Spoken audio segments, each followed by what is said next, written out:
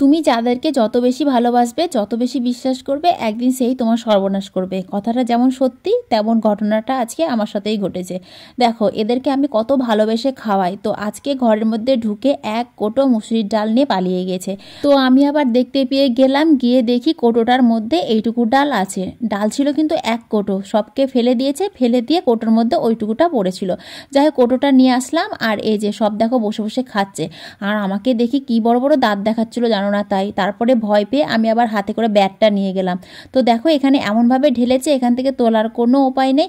তো যাই হোক, ওদেরকে খেতে দিলাম, খেতে দিয়ে আমি আবার চলে এলাম। হাতে ব্যাগটা নিয়ে গেছিলাম, তাই না নিয়ে গেলে না আমাকে ওরা একদম ছিঁড়ে খেয়ে নিত। যেভাবে আমাকে দাঁত দেখাচ্ছিল কি বলবো। এই দেখো, দেখেছো কীভাবে আমাকে দাঁত দেখাচ্ছে। তো যাই হোক, ওর দাঁত দেখে কি আমি ভয় পাবো? তো সেই কারণে আমি আবার ওকেও একটু দাঁড়িয়ে দাঁড়িয়ে ভয় দেখাচ্ছিলাম, দাঁত দেখাচ্ছিলাম, আর ও আমার দাঁত দেখে কিন্তু আমাকে আবার জোরে জোরে দাঁত দেখাচ্ছিল। দেখো কীভাবে দাঁত দেখাচ্ছে।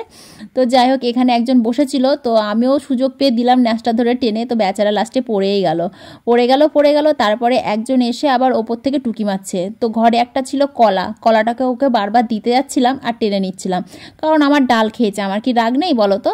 আর ডালটা নিয়ে গেছে অবশ্য ওই যে দলের সর্দার, ওদের আবার দলের একটা সর্দার আছে জানো তো, বেশ বড় হুনুটা। তো যাকে কলাটা দেখাচ্ছিলাম সে কলাটা না নিয়ে এই যে এ নিয়ে চলে গেল। আসলে ও তো বাচ্চা, আর এ হচ্ছে সব থেকে বড়, আর এটাই হচ্ছে ডালের কোটো নিয়ে গিয়েছিল। তো এবার এসে আমার হাত থেকে কলাটা নিয়ে নিল, নিয়ে বসে বসে খাচ্ছে। আর ও যখন খাচ্ছিল ডাল, তখন কাউকে খেতে দিচ্ছিল না, ওই 2-1 জন আসছিল, কারণ বড় তো, সেই কারণে ওকে ভয় পায় অনেকে।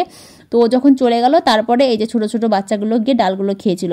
তো দেখো, ওকে কলা দিইনি বলে ও আবার এসে এই যে ফোকটার মধ্যে বসে পড়েছে। যাই হোক, আজকে সারাদিন হুনুর সঙ্গে যুদ্ধ করে তারপরে রান্নাবান্না করে খাওয়া দাওয়া করে এই যে সন্ধ্যের সময় এখন যাচ্ছি বাজারে। তো বাজারে কোথায় যাচ্ছি তোমাদেরকে নিশ্চয়ই বলবো, তার আগে চলো জুতোটা পরে আসি, কারণ আমি তো জুতো পরেছিলাম না। জুতোটা পরলাম, আর এই যে আমার রিং লাইটটা ওখানে রাখা ছিল ওটাও হটিয়ে দিলাম, কারণ আমি এখন গাড়িটা বের করব। তবে আমি একা যাইনি, আমার সঙ্গে কিন্তু আমাদের বাড়ির ছোটো ম্যাডামও গিয়েছে। তো ছোটো ম্যাডাম আর আমি যাচ্ছিলাম, আর আমার সঙ্গে এই যে আমার হুড়ি বাবা, এটা আমার বাহন বলতে পারো, কারণ এখন আমি যেখানে যাই সেখানে ওকে সঙ্গে করে নিয়ে যাই, ও ছাড়া যেন আমি এখন চলতেই পারি না। তো চলে এসেছি আমরা এখন সতীমা রেস্টুরেন্টে, এখানে বিরিয়ানি নিব বলে এসেছিলাম। তারপরে এখানে আসার পর দেখছি বিভিন্ন রকমের ফাস্টফুড তৈরি হচ্ছে। তো চাউমিনটা দেখে না খেতে ইচ্ছে করলো, তো সেই কারণে 2 প্লেট চাউমিন অর্ডার করলাম। আর বাড়িতে আমরা 10 প্যাকেট আজকে বিরিয়ানি নিয়ে এসেছি। তো বিরিয়ানিটা এনেছিলাম কিসের জন্য সেটা তোমাদেরকে নিশ্চয়ই পরে বলবো, তার আগে চলো বিরিয়ানিটা নিয়ে নিই।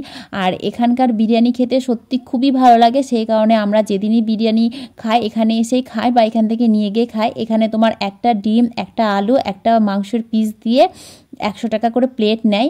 তো আমার প্রচণ্ড খিদে লেগে গেছিলো, সেই কারণে ওই যে বললাম 2 প্লেট চাউমিন অর্ডার করেছিলাম। তো আমাকে তো চাউমিন দিয়ে গেছে, কিন্তু ম্যাডামকে এখনও দিয়ে যায়নি। ম্যাডাম বসে বসে অপেক্ষা করছে যে ওর চাউমিনটা কখন দিবে। তো যাই হোক, অবশেষে আমাদের ম্যাডামকেও চাউমিনটা দিয়ে গেল। তো চাউমিনটা দেখে ম্যাডামের কি হাসি কি বলবো। আর আমাদের সামনে ঝড় ফ্যান চলছিল, তো সেই কারণে খুবই অসুবিধা হচ্ছিল আমাদের খেতে, কারণ পেপারগুলো উড়ে যাচ্ছিল। আর আমরা একেবারে রাস্তার ধারেই খেতে বসেছিলাম, তার কারণ ঘরের মধ্যে পুরোটাই ভিড় ছিল, সেই কারণে জায়গা পাইনি। তো দেখো, আমরা 10 প্যাকেট নিয়ে নিয়েছি বিরিয়ানি। এই বিরিয়ানি নিয়ে গিয়ে এখন বাড়িতে বিরিয়ানি পার্টি হবে। তো তার আগে গিয়েছিলাম গিফটের দোকানে গিয়ে কটা চায়ের কাপ কিনলাম, কারণ আমার বাড়িতে ভালো ভালো চায়ের কাপগুলো সব ভেঙে গেছে, প্রায় বলতে গেলে একটা মাত্র আছে। আর বাড়িতে যেগুলো ব্যবহার করি সেগুলো তো আর মানুষকে খেতে দেওয়া যাবে না, সেই কারণে 6খানা ভালো ভালো কাপ কিনলাম। আর কিনলাম হচ্ছে একটা পিতাম্বরীর প্যাকেট।